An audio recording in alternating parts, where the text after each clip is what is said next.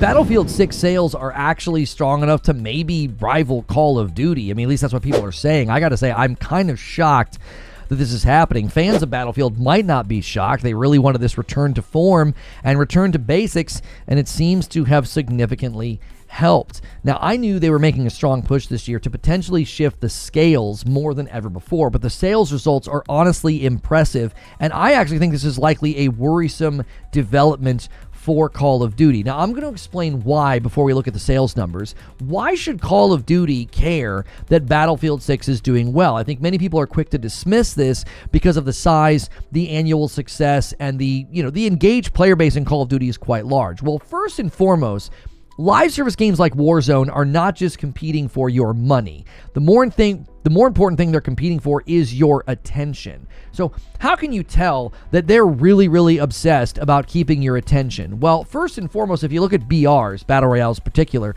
what do? They're constantly changing the map. They're constantly updating the meta and weapons and doing really, really big events. Now, why are they doing that? Because they want you to constantly feel like you need to stay in the game. There are daily challenges, weekly challenges, XP, battle passes, things to unlock, things to work on.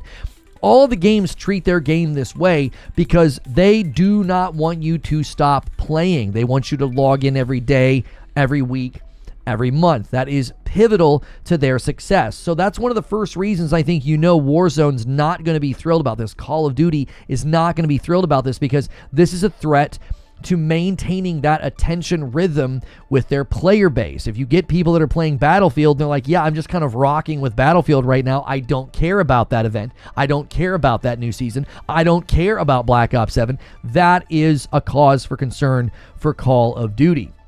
Fortnite's popularity pulled from PUBG's player base. If you remember, everybody thought PUBG was sort of the king of the Battle Royale at the time, and I remember saying all it's going to take is something that's more polished, something that's better optimized to come along and change the game, and Fortnite did just that. Now, PUBG's still doing fine, but they saw a marked drop in their player base numbers when Fortnite came out. And live streams are not the sole barometer here, but it's hard to ignore the popularity of a game like this. When every major streamer, when every major Call of Duty player, Battle Royale player, shooter player, streamer, whatever, when they're all playing Battlefield 6, that will certainly add to a bit of a tip of the scales here with respect to the thing that I was just talking about, which is attention. If you want the attention of players and gamers, and major streamers are hailing this as a triumph and a fun time, and look at the player base numbers, it's hard to ignore. So in light of all of that, yes, I do think Call of Duty is worried about losing attention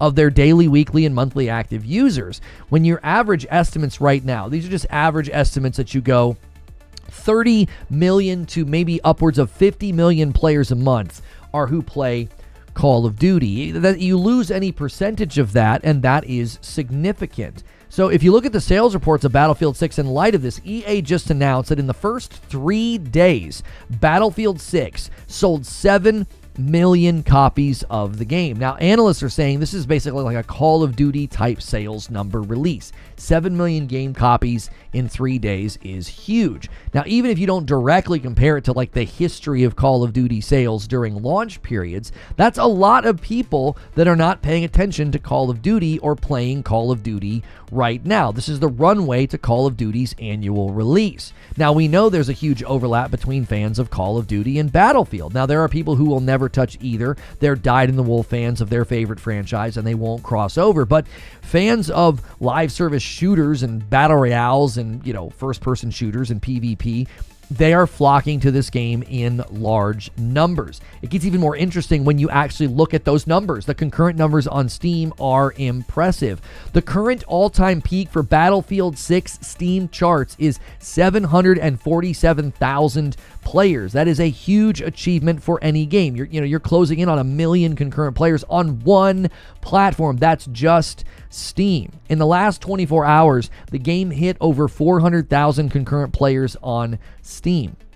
Almost 500,000 people are playing on one of the 3 platforms where Battlefield 6 is available. That is impressive. And the plot really thickens when you consider that Call of Duty now funnels everybody into the same COD HQ launcher. So even their game hit a record of 488,000 on Steam, and recent numbers, they're only hitting like 40,000.